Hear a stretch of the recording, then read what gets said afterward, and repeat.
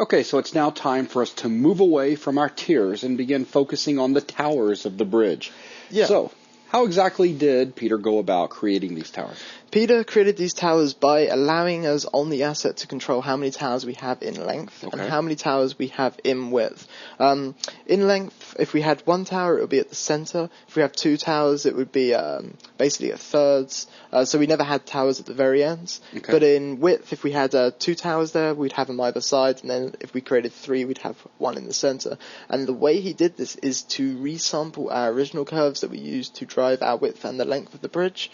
And then basically set up some basic box geometry for the tower and copy it based on the points of those curves. Okay.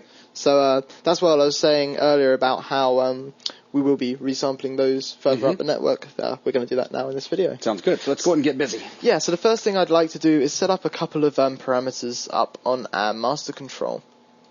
And these parameters will control how many towers we're going to have in length and in width. So I'm going to put this above our tier settings and below our sort of overall parameters. Okay. So I'm going to call this guy tower num length, towers in length, which will get a range of 1 being the minimum, and we'll leave that unlocked at 10. This guy will be tower num width, towers in width. And I'm going to lock this guy at 2 because we definitely want to have a tower at either side as the minimum. Yep. And again, I'll leave that unlocked up there at 10 so we can accept that. So let's jump up where we're dealing with our lines and resample based on those parameters we just set up. So we've got our length line. And before we scale this out, I'm going to wire in a resample node. So we can right click there and drop in a resample. And that will insert that between. And we're not going to use segment length, we're going to use max segments. We've seen this earlier in a previous lesson. So I'm going to jump back down. Let's maximize this. Yeah, that might help a little.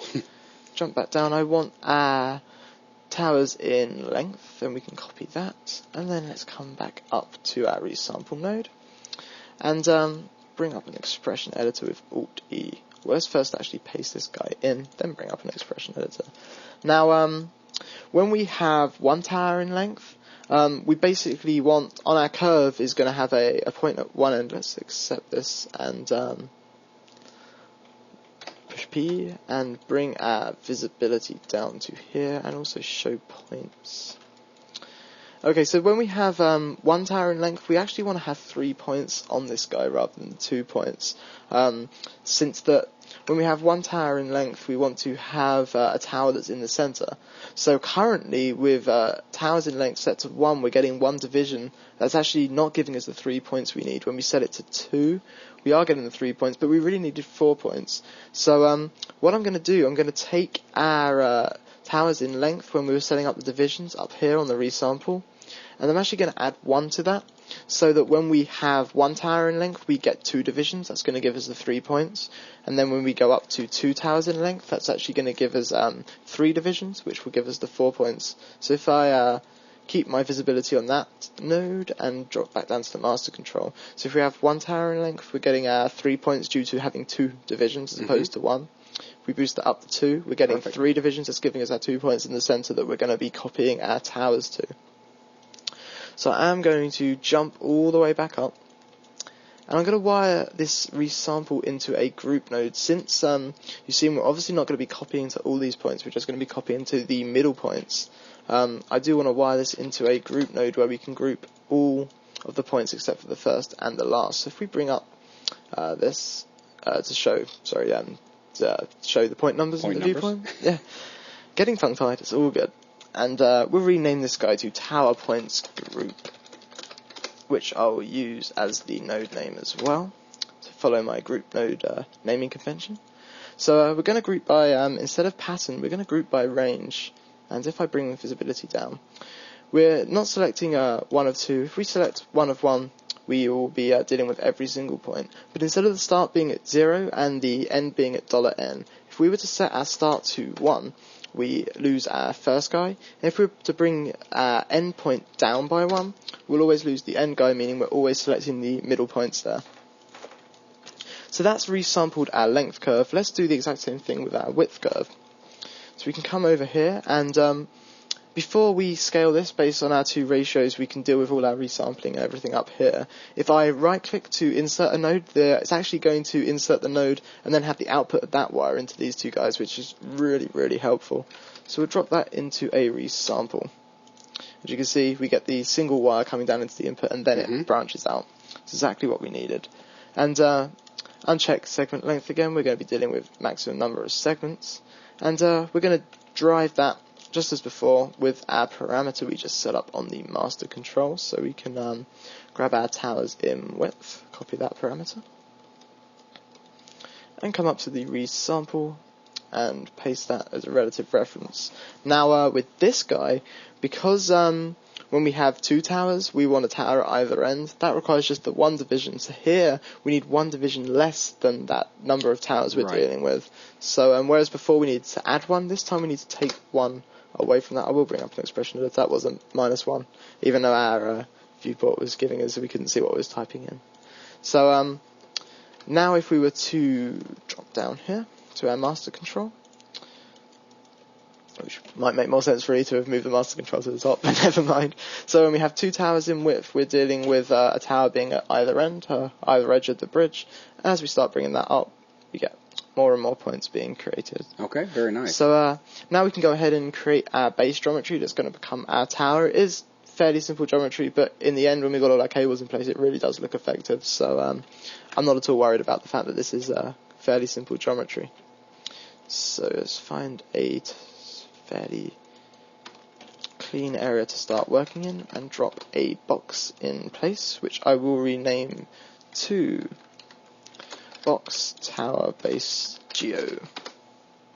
And first thing I'm going to do with this guy, he's got the smooth shading issue we had before, but since before we'd used a skin and an extrude, we didn't have the option of unchecking consolidate corner points. Does the exact same thing as wiring this guy straight into an edge cusp node without us needing to have an extra node in our network. So we can get this guy having hard shading straight from the beginning. And we can set up some parameters that are going to allow us to control our towers based on our master control node. So let's go and do those now. And those parameters I want to set up are going to be like an overall height. Now this is going to affect both the towers and the cables when we get cables in place. There's then going to be a tower height, which is just for affecting the tower. Because what we're going to have the overall height will affect both towers and cables. Then the ability to affect cables and the towers separately with their own height controls. Okay. There's going to be an offset, a tower offset, which is basically going to allow us to move the tower up and down.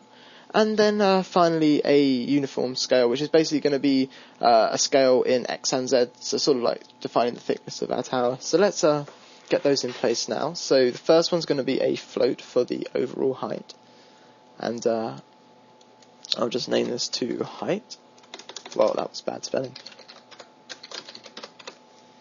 And I'll set the range as we've done before to 001. And we can drop in another float for our uniform scale. So let's call this tower uniform scale.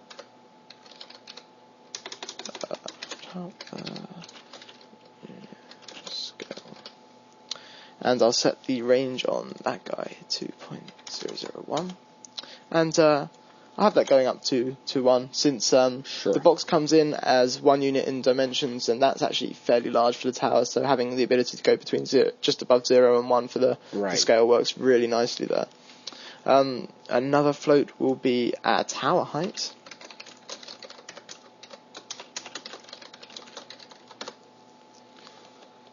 And we'll set the range on that guy to 0.001 through to 10. And finally, a tower offset, which is going to allow us to move the towers up and down in Y. And that's going to have a range of -2 to 2, both of those unlocked. So if we accept that, we can now let's grab master control, move him over to where the box is, so we can start working with this guy. I'm going to wire this box into a new transform node, and use this transform node to start setting up some scales and the likes on our boxes. So the first thing I'm going to do is set our scale X and scale Z to our tower uniform scale parameter. So let's copy him and paste him on both of those. That's made him shrink right down because this value is very small. But as we start boosting that up, we change the thickness of our tower. Okay. We can then set up our height. That's going to be scaling our tower there. So let's grab our overall height. We're going to use first. We're going to basically set up another transform later to bring into place our tower height. So let's grab our overall height for now and paste that as scale Y. That's made that shrink right down. I'm going to turn off the display of points and point numbers. So changing height is boosting this guy up and down. I am going to translate this guy in Y based on his scales so that he's coming up from the origin. So I'll translate based on the channel SY, which is the local scale Y channel. And I rolled the mouse wheel and caused no end of problems there. That's awesome. So channel SY divided by 2 so that he's sitting up there on the origin. And to keep things clean so we don't have too many expressions combining multiple channels, just for ease of demonstration more than anything else, I'm actually going to wire this into a second transform. And bring in a couple of other parameters that we just set up. So the first thing I'm going to do is our scale in Y, this time based on our tower height. So let's copy that parameter and paste that as our scale in Y. And obviously we need to boost that up quite a lot because currently it's really small. And finally our translate Y based off of our tower offset. So let's grab that and paste that as a translate Y. So if we were to change our tower offset, that moves the tower nicely. So now we're ready to do some copy. Yeah, so now we can copy this based on the length and then finally copy it based on the width. Okay. So we've already set up our curves with our points, we've resampled them, so we can I'm going to wire down our copy stop and then branch off and wire that into the copy. To do this, you might want to go ahead and maximize. We can come back in just a second. That's very true. You can see what's going on. So let's drop down a new copy. And this is going to be for towers in length. So tower length copy. Obviously we're going to be copying our tower geometry we've just set up. And we need to grab our length curve after we scale, but before we possibly resample. So I'm going to branch off of this with left click, bring down a wire that we can wire into this guy. So if we were to minimize this back out, we're getting towers in length. Now we set up our group originally to group all of the center points, so we can use that as our template group. And that means we're only going to have towers on our center point. If we were to grab our master control and change our towers in length, currently 1, if we boost this up to 2 and 3, and it stopped having effect up here, that's fine. And now if we tweak this, it should jump back into life. There we go. So 1, 2, and 3 onwards, and we're not getting any at the ends. So now we can copy this based on the width. So let's wire this into a new copy. Name this copy to tower width copy.